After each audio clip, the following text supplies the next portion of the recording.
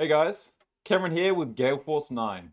Today I'm going to continue taking you through the rulebook as we learn how to play Dune, a game of conquest and diplomacy. This is the third video in our How to Play series. If you want to start from the beginning, click the link to the first video in the description below. Now, let's take a deeper look at the battle phase, where your forces fight it out for control of the territories that make up Dune. When two or more players' forces occupy the same territory, even if they're in different sectors, a battle must occur between these players. You will keep battling until only one player's forces are left in that territory. Unless one player's forces are in the storm or in sectors that have been separated by the storm. These forces will remain in the same territory at the end of the phase. Or, if the forces are in the polar sink, as this is a safe haven for everyone. The first player has the battle advantage. This player wins any ties and chooses the order they wish to battle in. If there are 3 or more players in the same territory, player with the battle advantage picks who they will fight first, second, etc. Once the first player has fought their battles, the next player in a counterclockwise direction gains the battle advantage, and so on until all battles have been fought. Once you've determined who's battling who, it's time to draft up your battle plans. To resolve a battle, each player secretly formulates their own individual battle plan. Your battle plans will always include the number of forces you dial up on the battle wheel, any leader, where possible, and some battle cards, if you wish to protect your leader. Remember to keep all of these things secret until the battle plans are ready to be revealed. Starting with the battle plan, dial a number from 0 up into the number of forces you have in the disputed territory. These forces are committed to the battle, and regardless of the outcome, you will lose at least that many forces to the Tleilaxu tanks. Now it's time to select a leader. Choose one of your leaders and place it in the fighting wheel. Their fighting strength gets added to the forces you have already chosen. In this case, Duke Leto adds 5 to the dialed forces of 4, for a total of 9. Leaders that survive battles may fight again in the same territory, but no leader may fight in more than one territory during the same turn. You must always play a leader where possible. However, if that isn't possible, you have to announce it while devising your battle plans and before you reveal them. If you cannot play a leader, you can't play any battle cards either. If you do have a leader, it's advisable to ensure you can keep them alive to swing the battle in your favor, while eliminating the enemy leader to ensure they can't do the same. You may play a weapon card, like the Mauler pistol, a defense card, like the shield, both or neither, by holding the cards against your battle wheel. Other battle cards may be played as well.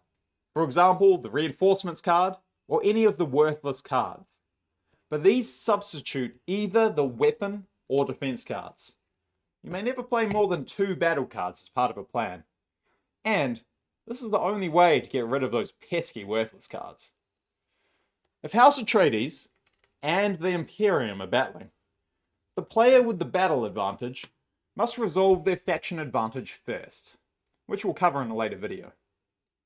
Such is also the case with certain market cards, like Counterattack, which take effect after battle plans have been revealed. In these cases, any timing conflict that arises is resolved first by the player with the battle advantage. When both players are ready, it's time to reveal the battle plans. Both players reveal their battle plans simultaneously. The winner of the battle is the player with the highest total fighting strength, determined by the total number of forces dialed and your leader's fighting strength. There can be no ties. If your fighting strength is identical, the player with the battle advantage wins. If your opponent plays a weapon card, and you did not play the appropriate defense card, your leader is killed. And their fighting strength does not count towards your total. Both leaders can be killed, in which case, neither count is included. The player that wins immediately receives spice equal to the total fighting strength of any leaders killed in the battle. Yes, even their own.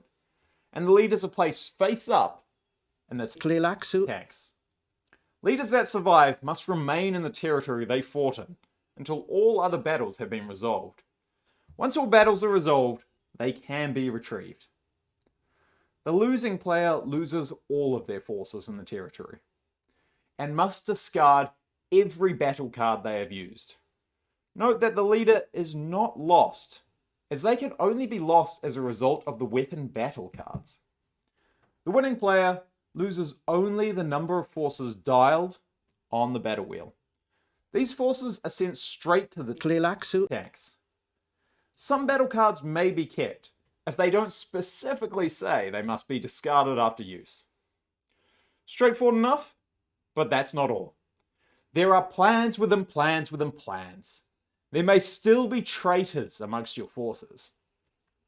If you're in a battle and your opponent uses a leader that matches a traitor card you control, you may call out traitor and reveal the traitor card.